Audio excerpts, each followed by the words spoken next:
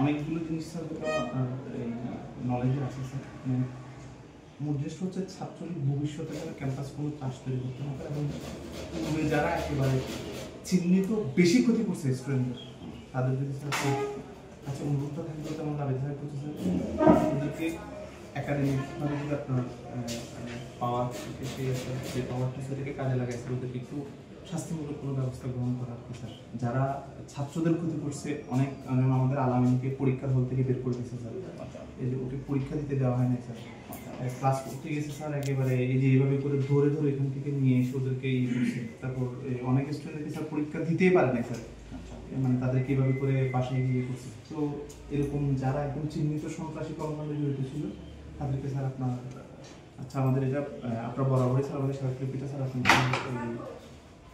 আপনার দাপ্তরিক পর্যায়ে থেকে স্যার একটু ব্যবস্থা গ্রহণ করবেন সেই হচ্ছে আমাদের অনুরোধ স্যার। আচ্ছা ঠিক আছে, ধন্যবাদ। ওই যে স্যার বঙ্গবন্ধুর যে মোড়টা আছে স্যার আমাদের কলেজের তো রঙের কাজ চলতেছে, আমরা চাচ্ছিলাম যে স্যার এটা একেবারে ফেলে দিয়ে ওখানে একটু রং করে সৌন্দর্য নষ্ট হয়ে গেছে, সৌন্দর্যটা তুলে ফেলে স্যার একটু রংটা করে দিলে স্যার আমাদের। আচ্ছা ঠিক আছে, এটা তো সমস্যা নাই। আর এখন ঘটনা হচ্ছে আমার জায়গায় তো কি বলবো তোমাদেরকে, আমার জায়গায় আমার ইয়ে থাকতে হচ্ছে কি অবশ্যই স্যার। এখন এইটা যে অসম্পূর্ণ যেটুকু মানে তোমার বুঝতে হবে অসম্পূর্ণ, হ্যাঁ ওটা আমাকে একটু হেল্প করলে আর বাকিটুকু আমি করে দিচ্ছি, ঠিক আছে। আর আমি আমার এই জায়গাতে আর কিছু বলতে পারবো না এক।